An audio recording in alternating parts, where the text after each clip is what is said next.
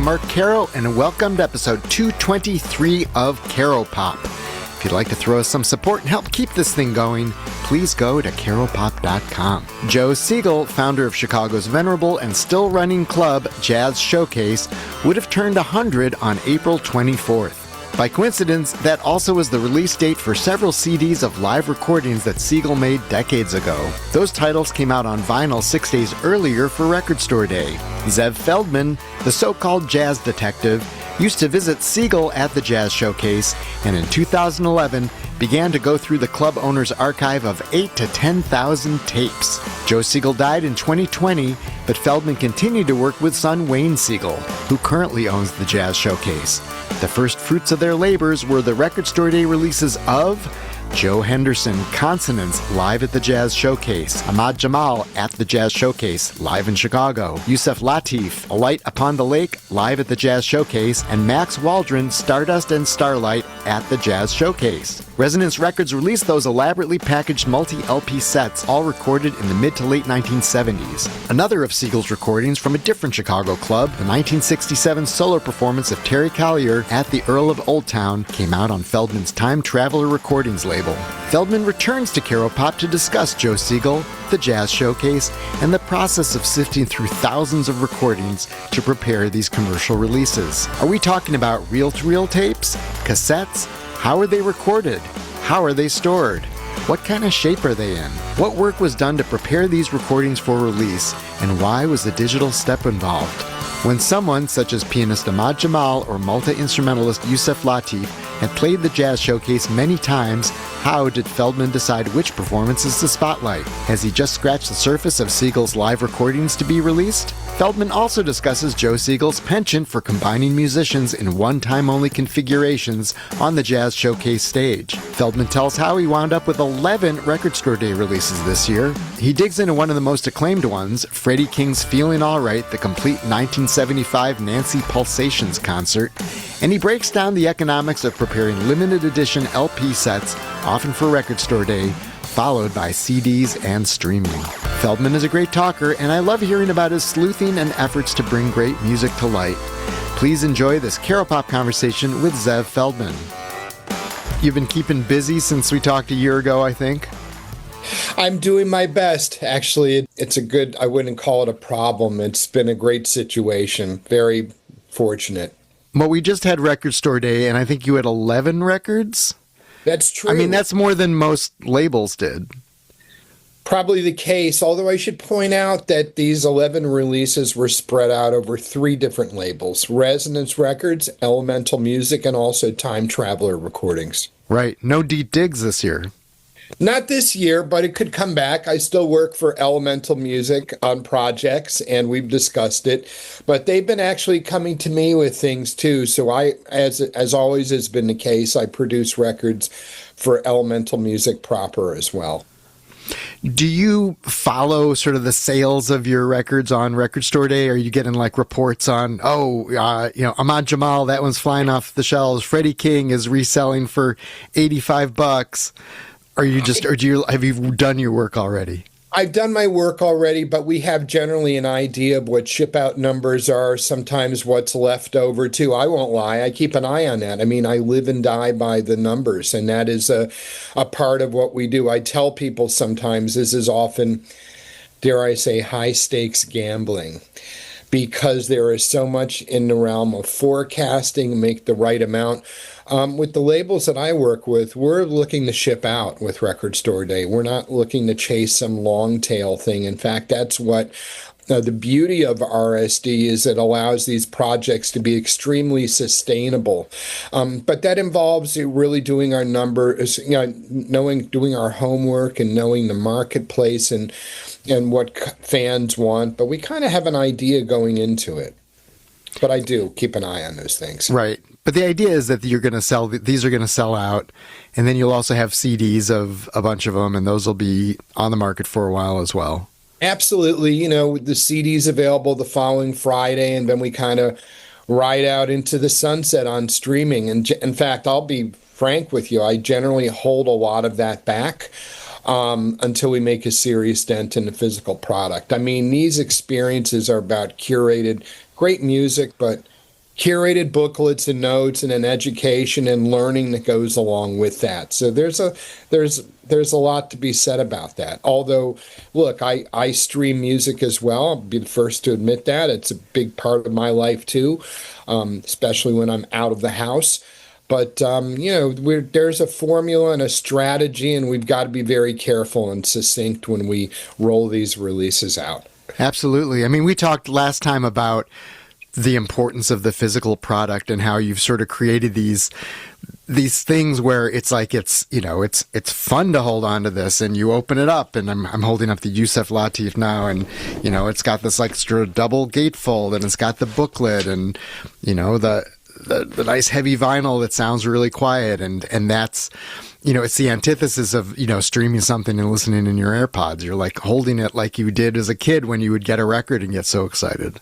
I think that's really so much of the magic too, and I think that's why Record Store Day and as a whole, there's been such a major resurgence in vinyl too. It's really about having a top shelf experience, and we're able to curate that. And I throw it back to what really inspired me as an avid music consumer in the 90s, that box set curation style, if you will, with multiple essays and different types of liner notes and photographs. I really want to bring that to each of these individual releases, and that's been a touchstone for what we've been doing in folks like that.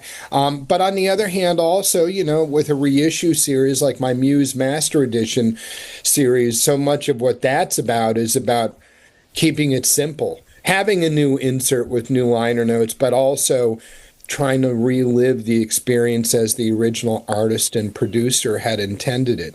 It's a little bit different, but it was really nice this year to be able to put out one of the Time Traveler Muse Master Edition series of Record Store Day, and it worked. It seems that we were pretty much sold out on that. And that was the Roy Hargrove? Actually, it was the Buster Williams Pinnacle release. Oh, that's the one. Yeah, I've been thinking of going to chase that one down, actually. Oh, well, I got to tell you, I've been getting a lot of emails and people frantically trying to find them now. But there are about, I think, at this moment, about 120 left in our warehouse that are going to be redistributed to the RSD marketplace. So if folks are looking for them, Record Store Day Marketplace is a great website that has basically a network of all the brick and mortar shops that participated in RSD. The day after the event, they get to upload it. I always direct people there, and folks are able to find those releases that maybe they weren't so lucky on Record Store Day with. And folks can always message me too. I always do my best. I really love to be involved and have a direct contact with the fans out there. And that's another thing too, Mark, is that there's been a lot of relationship building over the last number of years now, where even some of the regulars, I connect with them on social media, and I hear from folks, and we get to share a lot of his passion.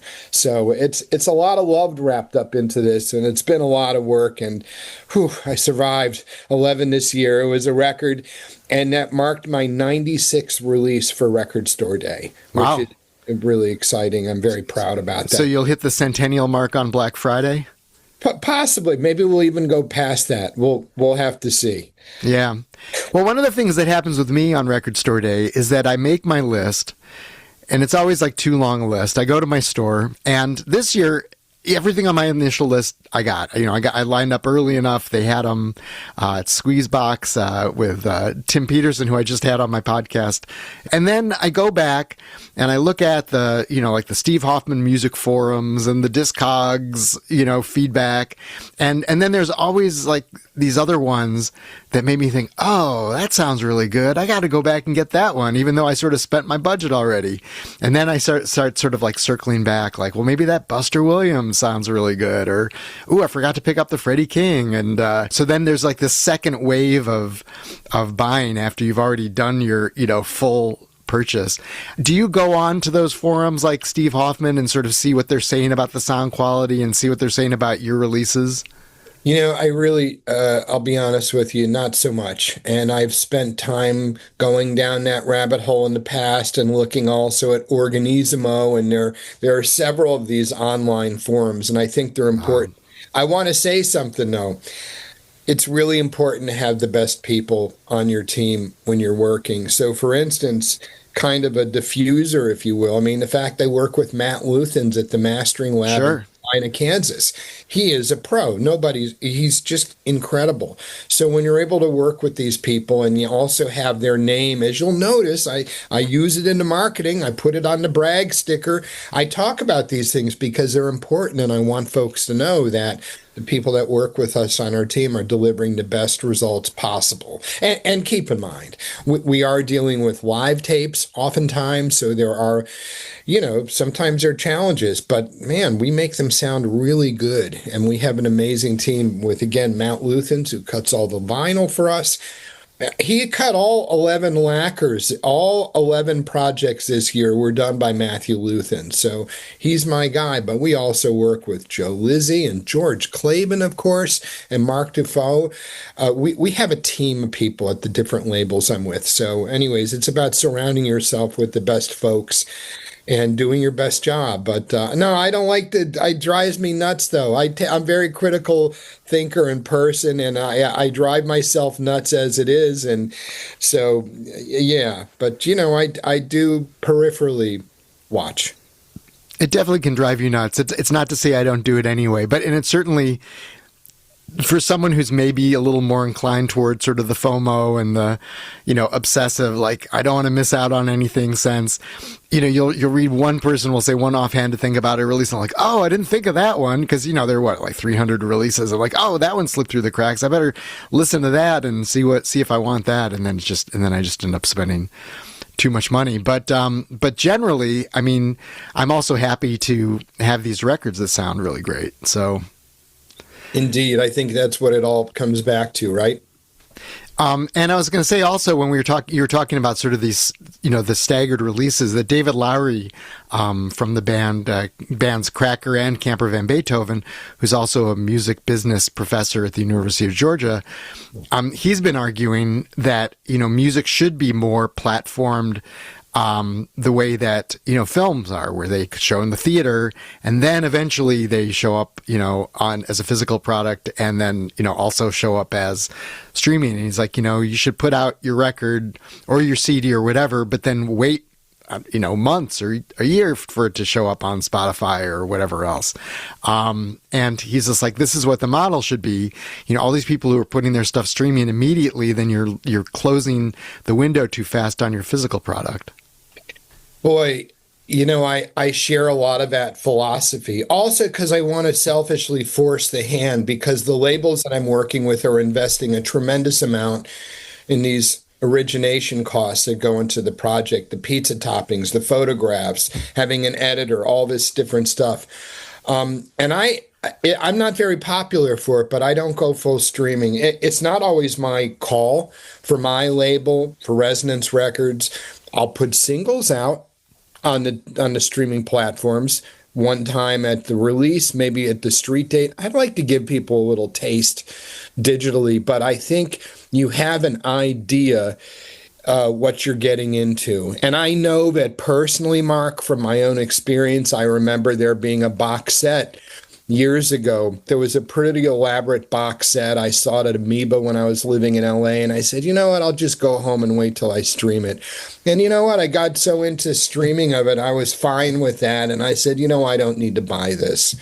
And I can't predict what's happening, but I'm also looking out for the betterment of the labels and the projects and how they perform. We want to be really driving physical goods, and that's why Record Store Day is incredibly important. And I think that we're aligned with them. I mean, I speak for Resonance Records for one, and Time Traveler, that we've got to be really, there's got to be a methodology about this. But yeah, I'm about pacing it out.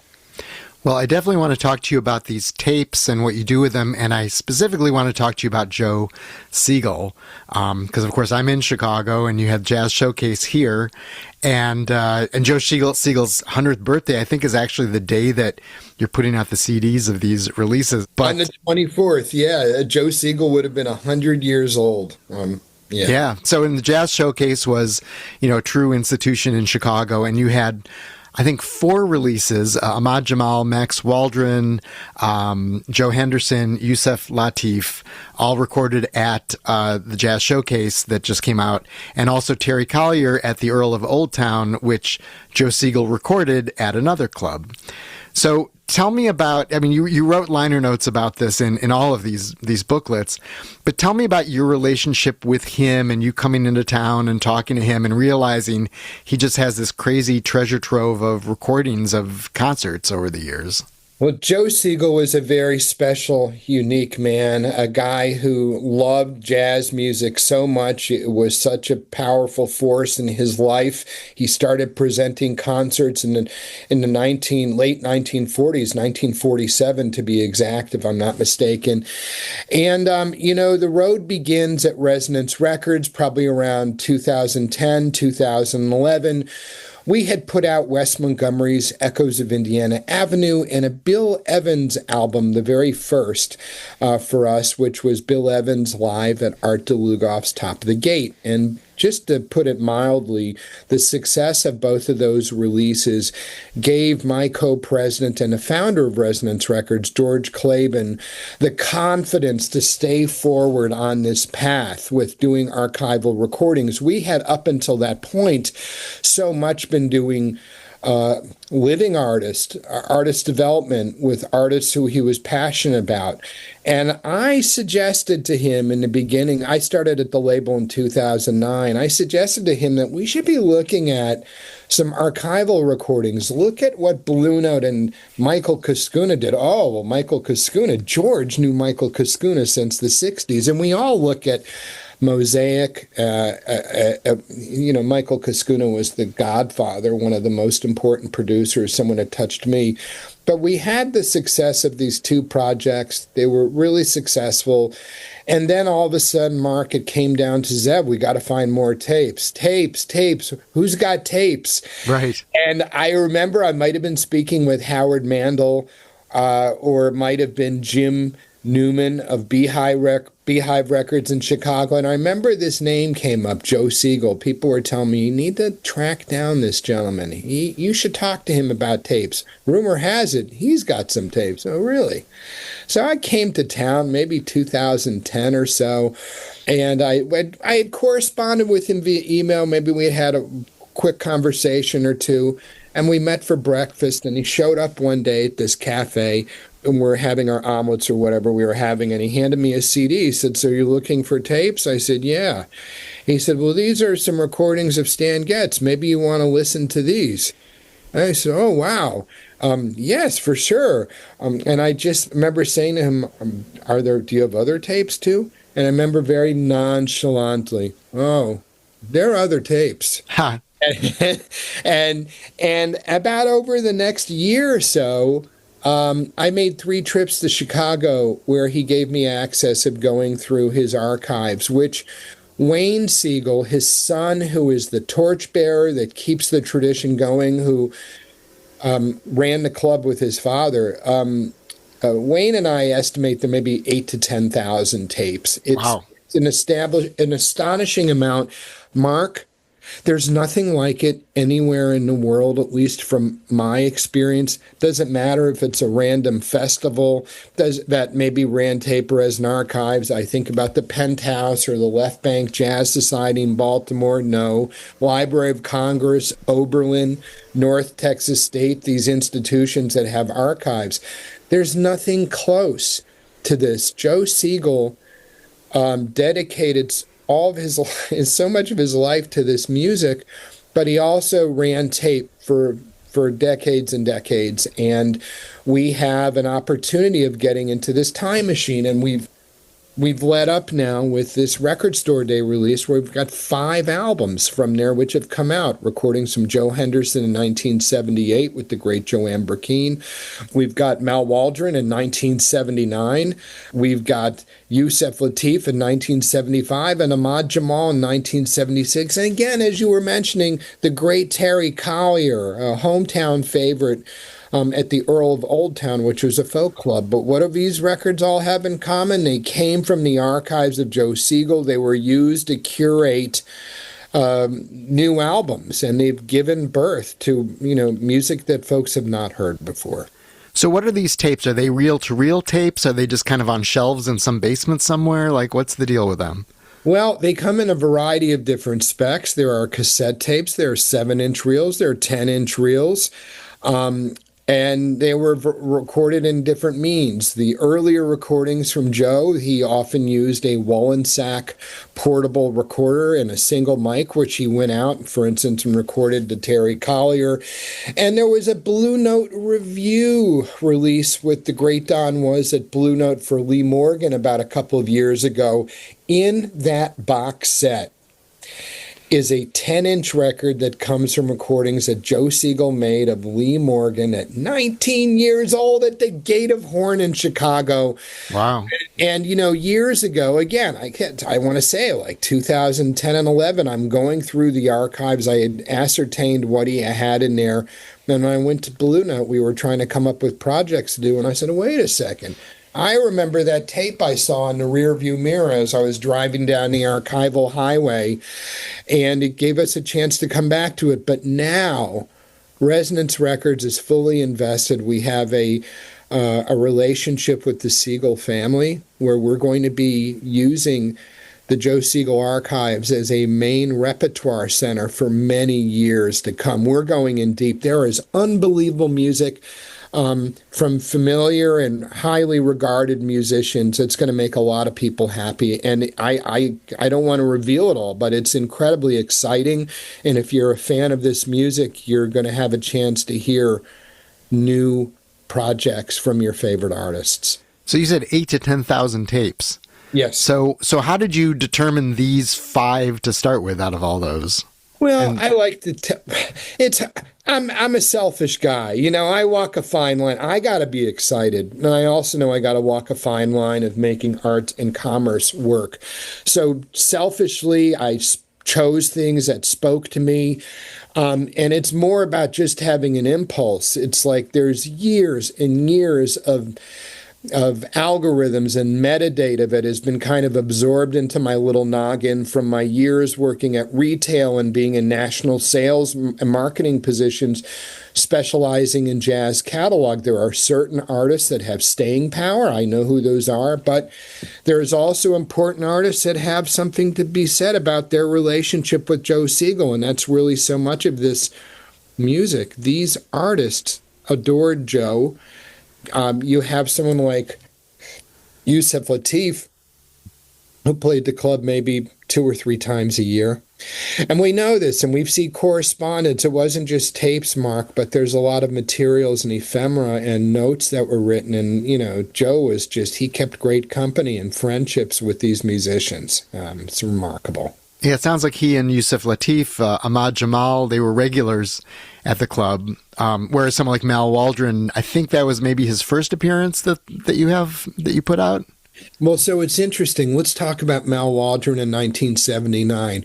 What is so special about, one of the things that's so special about this archives is that we have these combinations of musicians that Joe Segal, utilizing his personal friendships, was able to bring people together. Let's talk about Mal Waldron, for example, because Mal is one of the music's most important voices. He had his own language, if you will, a deeply rooted, also people would say, in the avant-garde. But, and you look at the celebrated pianist. I just want to put that out for anyone who doesn't know who he is. He's a celebrated pianist and one of the greats. But in this period of time in the late 1970s, Mal was often recording solo or trio concerts, sometimes duo, and Joe Segal brought 3 beboppers together and reunited them in 1979. It's actually taken from a week of concerts with the great Red Holloway and Sonny Stitt playing with Mal, and we really focused on this release to have it carved out around Mal's repertoire, which also features the great Wilbur Campbell on drums and Steve Rodby. Folks know him, of course, probably from Pat Metheny's affiliation.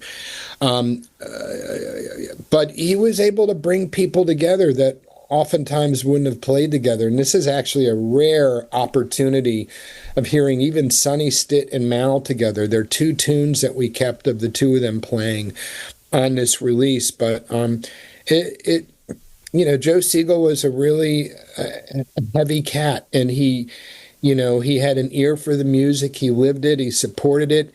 He brought his friends to town, and now we have this archives that's coming to light. Well, because one of the factors of this is that these jazz showcase performances, it's not necessarily this artist with his combo playing the same set there that he was playing in St. Louis or Minneapolis or whatever. It sounds like a lot of the time Joe Segal was, as you would use the word, curating, like who's going to be on stage with people for this unique performance, right? Exactly. And it doesn't always work, but it's remarkable because it worked with Joe. Something really interesting too. Joe Segal just had this roster of house band guys that would rotate. You would have Jody Christian on piano, or Willie Pickens and others. You would have Steve Rodby or Dan Shapira on bass, or Rufus Reed, the great Rufus Reed, we all know. And you had Wilbur Campbell on drums. And when you had guys like Jackie McLean that would come to town, they loved playing with these musicians that would be assembled. Wilbur Campbell played with Charlie Parker. And I believe Jody Christian did too, but Joe Segal had his men, and they were just remarkable. And it doesn't always work like that, but it works in these instances. So when you're deciding which Ahmad Jamal material to put on a record, or Yusef Lateef, and they've played at the club numerous times, like what was that process to come up with those two albums? Yusef Lateef, Alight Upon the Lake is the first one. Ahmad Jamal at the Jazz Showcase live in Chicago is the other one. How is it those performances, and are you going to have other releases from those artists coming up too? I suspect we will have other releases, but what happened was I had all these tapes that I had brought back with me. Let's talk about Ahmad Jamal for a moment. There were multiple years and different performances to choose from. So what would happen is I would have like a whole week of concerts. So I actually purchased 2 Tascam studio decks here in my home that were refurbished recently. One that's in my living room and one in my bedroom where I do a lot of late night listening. All I've been doing, Mark, is listening to tapes morning, noon, and night. So what happens is I had these different weeks to choose from. I listen, and if I vibe with it and I really enjoy it, I'll stop, because I don't want to handle the materials more than they need to. And the group of tapes go out to a recording engineer. So, for instance, with Yusef Lateef, these are some of the earliest that we had from the mid-'70s. This was an incredible working band with Kenny Barron on piano, Bob Cunningham on bass, and Albert Tootie Heath on drums. But I just started listening, and I loved what I heard. So I said, let's digitize it. Then Michael Velasco, my co-producer on that project, and I spent time. He would log the songs. We would A and B different versions of tunes. Think of it, Mark, when a live album's often made, especially in the jazz world, let's say you're going to do a live record. You're going to have possibly a week of concerts, and you're going to have everything recorded. The producer will then go back and listen to everything and choose the best. Joe Segal gave us this opportunity by giving us this, and it lends itself for what we're doing. But I love the performances I heard in '75 with Ahmad Jamal. There were different configurations, different years, and I just loved the trio. I loved this with John Hurt and Frank Gant, and that's why I started with that. And there's other great ones too. We're going to have to choose and revisit. And tell me about the process of preparing them. So you said you digitize them. Is that what's the reason behind that, as opposed to going analog or whatever? Well, you have to for what we have here, because they're live tapes. So again, I would listen to if I heard a week of shows that I liked, or whatever the run was, number of tapes, I stop, I give it to an engineer, because I don't want to be handling those materials more than they need to be. Right. For what we're doing, when you go all analog, that's really an instance like a Tone Poet or an OJC or this new Muse Master Edition series, where you already have the mastered final tape reel. You can cut it right into the lacquer, but man, I get this question a lot.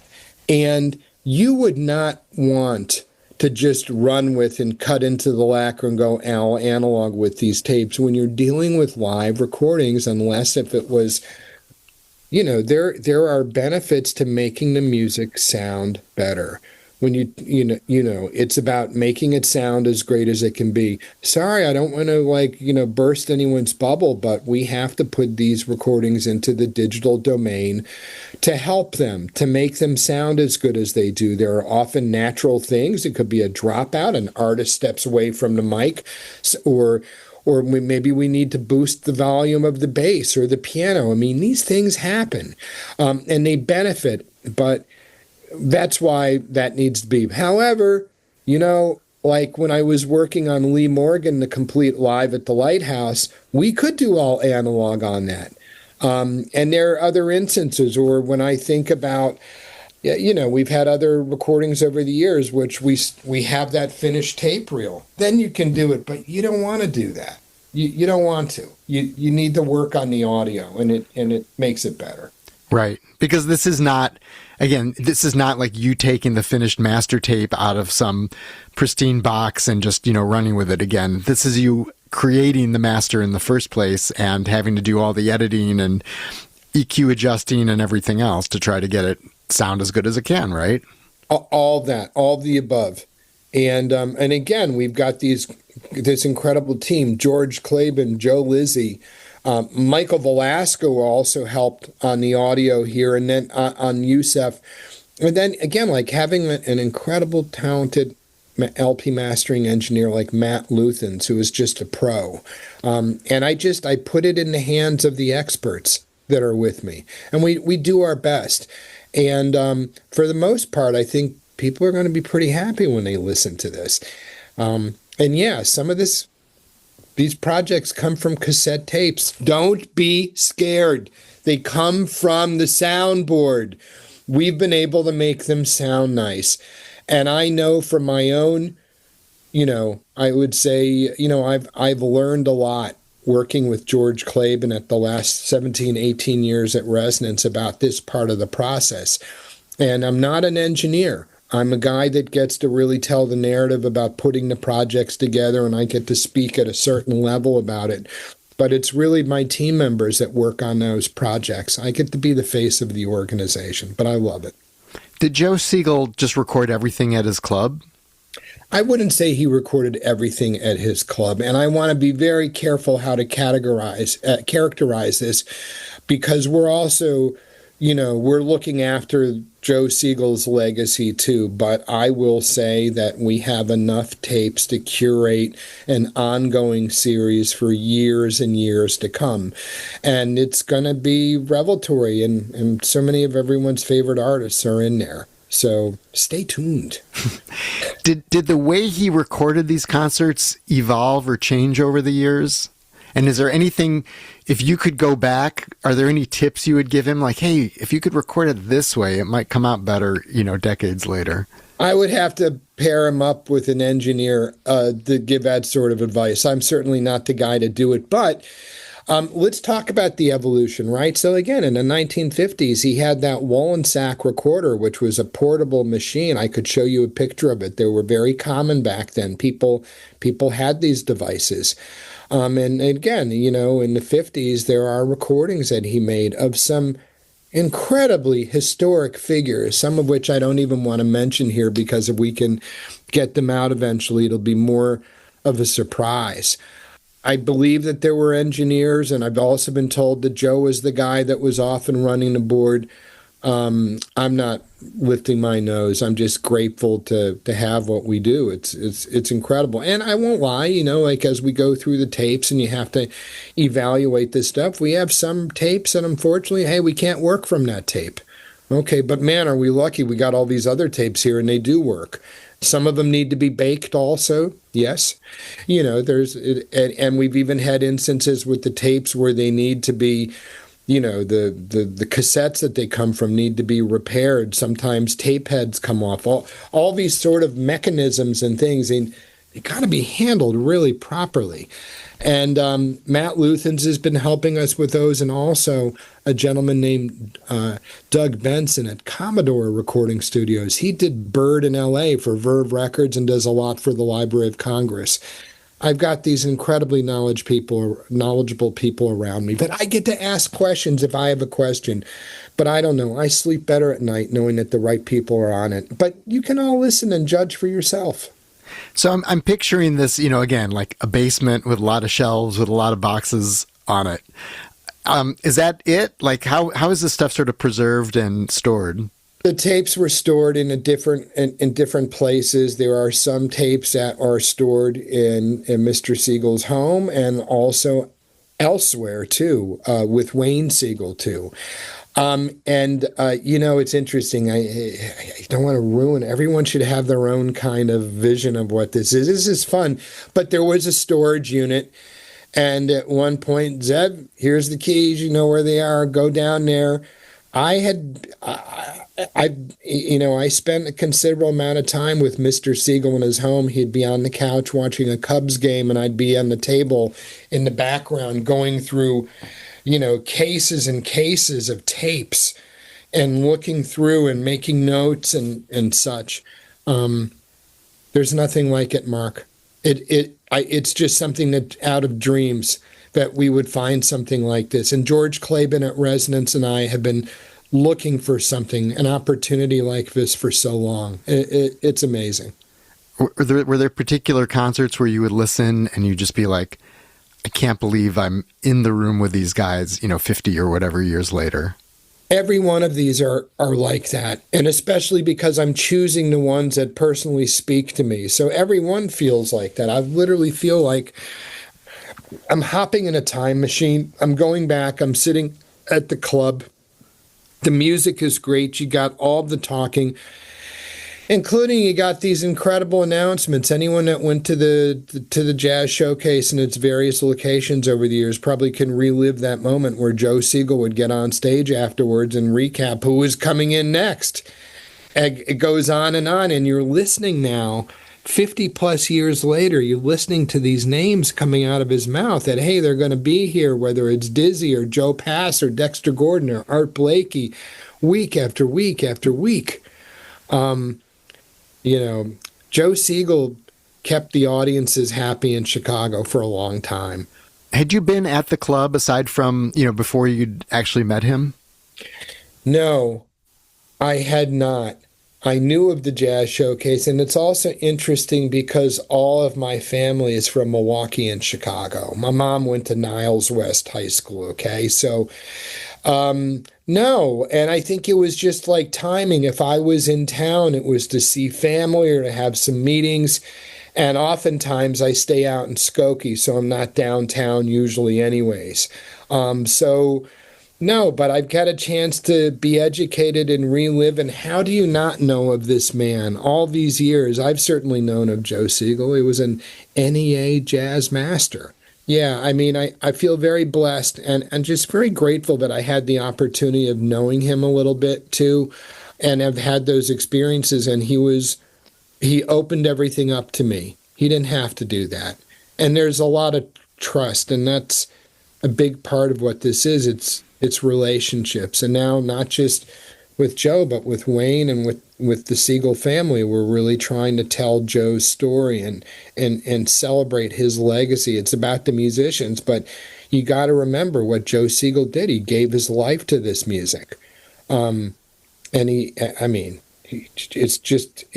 a loss of words to describe it. The man knew Lester Young, presented Lester Young. I'd go to the house, and I remember going to his apartment and seeing a picture of him and Lester on the wall together. This is one of the type of people, he just knew everybody.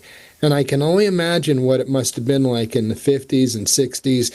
And then years later, you maintain those relationships with these people. He's historic. And he was a record producer, too. He worked for the Chess family. Let's not forget that. Leo Parker. I'm trying to think. There are a few Chess releases that came out. Maybe it's Cadet or Argo, but there was an archival line, and he was behind some of that. I believe he even wrote the liner notes. Anyways, a raconteur. I should ask him this, but how much has his son Wayne enjoyed going through this stuff with you? I think Wayne's enjoyed it immensely. We've had a chance to talk about his dad. We've had a chance to talk about this music. And Wayne has his own experiences being right there, front seat for all of it, and was always there with his father every step along the way. Wayne's been really terrific. He's really a force behind this whole thing, and I can't thank Wayne Segal enough for trusting in me and just allowing this to take shape. And I also want to mention Stu and Steve Katz, who are family friends and have been in the fold as long. This is a family occasion. What's happening here, a very special event now as we roll all this out. The Jazz Showcase has had multiple locations. It's in the South Loop right now. It's still running. When these recordings were done in the sort of mid-late 70s, was this when he was on Rush Street? Was that the version of it? Correct. He was on Rush Street in the basement of the Happy Medium, right. Which I guess like a discotheque, it's been described to me, kind of a larger club, perhaps. What was it? I never was there, so I don't know. Okay. But, before my time. But yeah, I did know. I did read that it was below the Happy Medium before it then moved to Grand Avenue. So. Mm-hmm. And the Blackstone Hotel for many years, which I think was around 80 or 81. And if you want to see what that looks like, there's actually video of Art Ensemble of Chicago on YouTube. They played at the Blackstone Hotel at the showcase. Here's something. Let's talk about Joe Segal for a minute. Something that has made an impression upon me. He supported all kinds of jazz music. And we're talking also bands like Air in the avant-garde, Muhal, Richard Abrams, Cecil Taylor, multiple years. He just embraced the artists of this culture. Archie Shepp, Sun Ra, he wasn't just the bebop guy. I think he really had an open mind and knew how important it was to give these musicians a home and a place to perform in Chicago. Right. Was there anything about the room in particular that was conducive to these performances and recordings? I can't really speak to it. It looks like it was kind of a small stage. I've also seen some video footage where they were on Rush Street.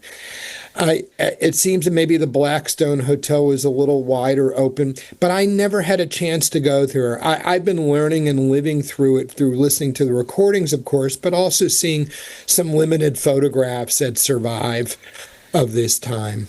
Is this something that specifically feels like Chicago, like this is jazz in Chicago being performed here as opposed to, again, if the Jazz Showcase had been in some other city? I think so. I'm glad you brought that up because this is something that also kind of repositions and reminds people of the importance of jazz in Chicago. How do you not think of Joe Segal? But this is a total Chicago love letter being written to the jazz fans in Chicago, but around the world. We get to also remind people that it's not just going down in New York. Okay, there's jazz or Paris or L.A. Chicago had its own scene, and Joe Segal was at the helm. It's funny. We have another Chicagoan who's been in the news lately. This guy Adam Jacobs, yes, who I know, who has this treasure trove of 10,000 live recordings he's done over the years, and the New York Times just wrote about it after it was written about here in Chicago. Does that make your ears perk up? Are you like, oh, let's see what this guy has? Yeah, I haven't gone up on the database and listened yet. And, I have some feelings. I feel that, I don't know, we have to be very diligent in respecting intellectual property rights and stuff. And there's a lot to be said about YouTube music being available. And I know that it sounds so interesting, but I also am kind of mixed also that when the public can gain access to something like this, it also can, this is just my opinion. Who am I? I'm one guy, right? But I fight for the respect of the IP rights of musicians and their performances. And you'll notice that we're not going to announce anything for this series, at least until I have permissions in place. But I don't know. I'm kind of mixed when the world feels that they can go somewhere and just listen to stuff for free. And I'm not putting down, and I think it's remarkable that people are able to document this stuff. And, there's all sorts of things we might want to even ask ourselves about years and years, 50 years from now, how all this is going to be viewed. And it's not just that, it's all sorts of stuff, even images. But this is art with rights attached to it. So, anyways, I'm always just feeling that I feel very mixed, though, that when the public can access stuff like this where permissions aren't granted, how those artists would feel. But I'll also, at the same time, I can certainly revel in the excitement, and I relate with that. Not Right. putting anybody down, but I'm one man with my own set of opinions on these things, When you're putting each of these records out, is there I assume there's like a whole set of negotiations with the estate of the artist or the artist if they're still around to just try to make sure that, all the I's are dotted and that sort of thing? It has to be. Mark, if we don't have an agreement with the lead artist estate, the record ain't coming out, period. I mean, it starts and stops with the family. They are the ones that say if we can do this. And there's been a lot of generosity. Joe Henderson's son, Malcolm, Samaya, Jamal, Aisha, Lateef, Hiromi Waldron, they have lent their support of being a participant in these projects. That's not always the case. And right now, Mark, we're living in an area where I see gray market bootlegs on the rise again through clever packaging and, hey, we've got the tapes, look at this. And isn't this wonderful? And then, because I'm aware of a lot of inside baseball, some of these people aren't even paying names and likeness rights. They're not paying the artists and families. And I've confirmed a lot of this. But look, I'm happy to be in my own lane here, so to speak. I'm grateful to have the support and the confidence of the fans out there. I want to do things the right way. I want to be respectful. And those rules need to be held. They're very important. But not everybody gets permissions to put stuff out, but we do. And these projects that you see, if you see a Joe Segal archive recording that my name is on it, I'm telling you that we have all these permissions in place, and it's very important. Have you had to overcome any family's distrust, in working out these negotiations, and did anyone say no? I've had other experiences of people said no before. You get so emotionally wound up in this too because you want it to happen. It's not about a business transaction. It's like, man, I'm going to get a chance to work on a release from one of my favorite artists. But artists have and had and probably will continue in certain instances maybe to turn me down. Not everything is a guarantee. You swing the bat. There are all sorts of reasons why projects can or don't happen. And I can't always control it, but we have a process and we be respectful. And what's great about Record Store Day, Mark, is that we can measure these projects. When I do a deal with an estate, I can tell them in very clear terms, we're only making a certain number on vinyl and we're going to make a certain amount on CD. It's more measurable. And I think that that's more transparent in many ways too. I feel that even the deal making that we can do on a lot of projects these days, I would think that they're more artist friendly or easier to understand. And I think that sometimes people feel, and I'm sure they do, but they take a leap of faith. But I don't know. I think that we've been at a point now where we're able really to harness. This has become a whole other genre, live recordings. I think it's amazing. And I think it's important because there's great music that's out there that wasn't recorded in the studio from your favorite artists. And it's been given life to a lot of excitement and happiness. Right. And you have these snapshots, again, from different periods of these artists' careers, different settings. I mean, you have, again, all these intimate jazz showcase performances that you put out. You also have Freddie King playing at this enormous French festival in 1975. Yeah. And, and some are saying, well, that's like the definitive, live Freddie King performance as well. And so I imagine that's a whole different process to get something like that. Well, it is. Let's talk about that. Man, our good friends at INA in France, INA, it's where the ORTF and the Radio France and the French television archives are stored. I've been working with these really wonderful people. Christiane Lemaire, especially, I want to give her a shout out for the last 15 years. And it's been on Resonance, it's been on Elemental, it's been on Tompkins Square for a variety of releases. But at Elemental Music, we have been really digging into the archives. This Freddie King release that you mentioned, this wonderful 3 LP set from the 1975 Nancy Pulsation Jazz Festival, has Freddie King at his peak. And something that people tell me a lot, hey, Zev, when I see that little turquoise INA logo on there, I know it's going to sound great. And they're right, because they had a sound truck, a mobile unit. Andre Francis, one of the great Parisian impresarios. He's the guy that I tell people is at the beginning of Miles Davis in Europe, who makes that introduction to the band, including Herbie Hancock on piano. It's great. Working with Ina in France has been wonderful. They have a very rich archive, and we have a relationship. I do, especially now from working with them at multiple labels. But that's different. That also involves research and constantly looking and seeing are there any concerts from a specific artist, and we find things. That's how we found the 3.5 hours of Albert Ayler from the Revelations box set that we were able to piece together the concerts, or Larry Young in Paris, these ORTF recordings that were done right before Blue Note, Wes Montgomery in Paris, all these other recordings. But it's just like the BBC too. They're also sitting on a mountain of repertoire, but we've been very actively involved trying to find great previously unissued recordings, or in some cases recordings that were released nefariously, that we have a chance to go back to the original tapes and give them the right treatment they deserve. Are you looking to do more blues like Freddie King? Oh, absolutely. I love blues. And at Elemental Music, Jordi Soleil, my co-founder of the label, we're blues fanatics. So it's got to be a great recording, not just any recording. So we've done B.B. King in the past. We did Freddie King.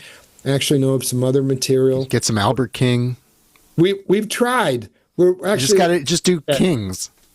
We could very well. I'd like to do some Magic Slim. King Floyd. Sure.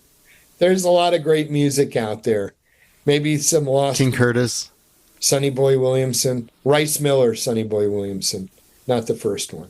But anyways, yeah, man, it's all about the love of the music, Mark. I mean, that's what this is about at the end of the day. And my days are really rich. They fly by. I'm not listening to used records as much as I am at home, as I am now devoting my time listening to auditioning tapes and listening. Man, I'm going to tell you, I'm just so thrilled to tell people about Joe Segal and all this other stuff that I'm working on. And I just want to keep going. I'm very grateful to be in the room with all of you. Do you get out to jazz clubs now and think, oh, this is the stuff that in 50 years maybe, someone else is going to want to put out? I don't know. It's different now. I spend my days living in the past sometimes, Mark. I mean, there's been so much great music before us, and I'm still catching up. But I do go out to hear music. Takuya Kuroda I saw at Blues Alley recently. I'm trying to think. I was just in New York City last few days ago, and I saw the great George Garzone at Jazz Cultural. Spike Wilner, who also owns Smalls Jazz Club in Mesro. He has a wonderful new club, Jazz Cultural, which celebrates the great Barry Harris, by the way.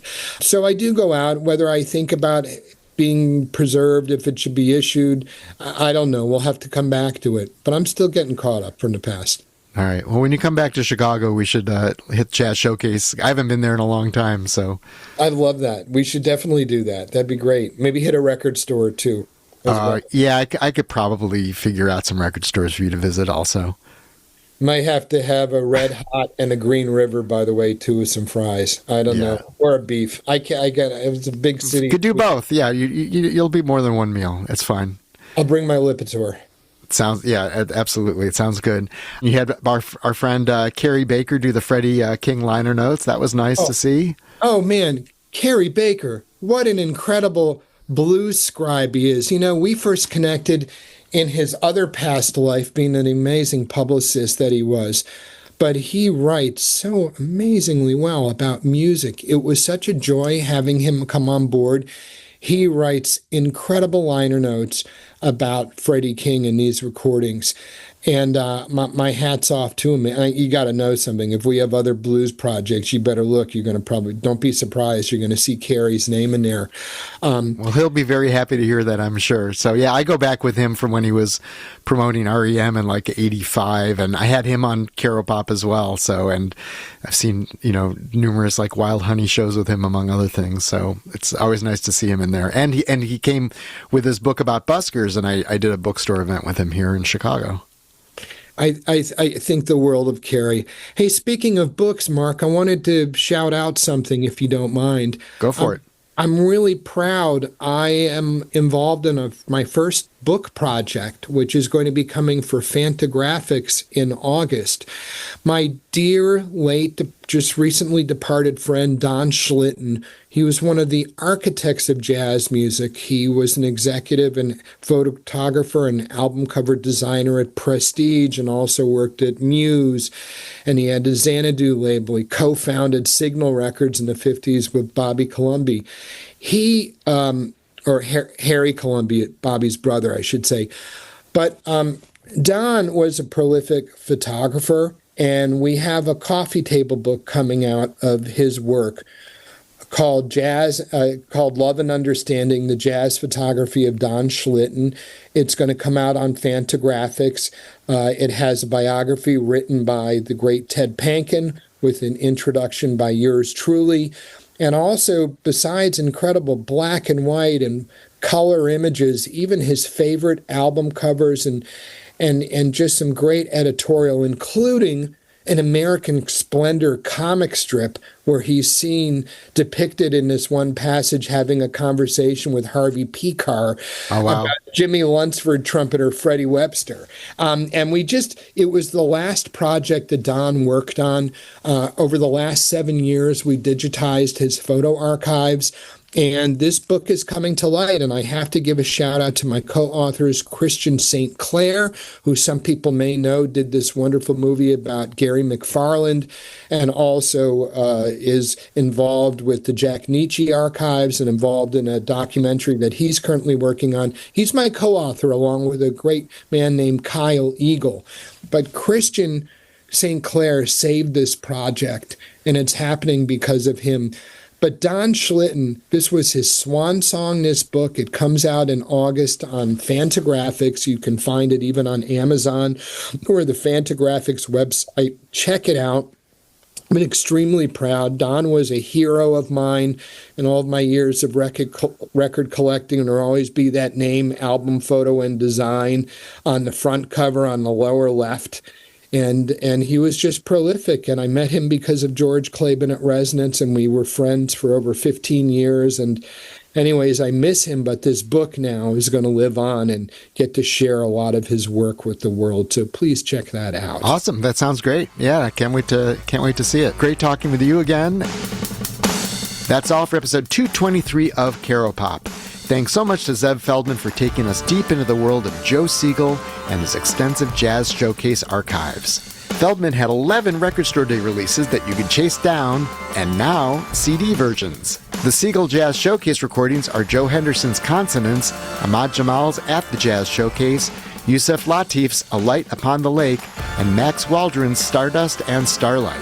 Also look for Freddie King's Feeling Alright, the complete 1975 Nancy Pulsations concert, Terry Callier's At the Earl of Old Town, Roy Hargrove's Burn, and Buster Williams's Pinnacle.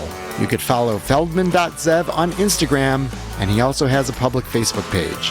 Caropop is produced by Chris Swait, who also knows something about making old tapes sound good. Thanks to all who support Caropop. If you'd like to throw something into the Caropop kitty, we'd be much appreciative, and I'll give you a shout out on the next episode. Please go to caropop.com. Thanks for listening and being here. I'm Mark Caro. Please follow Caropop on the so-called socials at Caropopcast. You can follow me as well at Mark Caro at MarkCaro. Please share this episode, subscribe here and on YouTube, tell your friends, and return next week for another Caropop conversation. Thanks.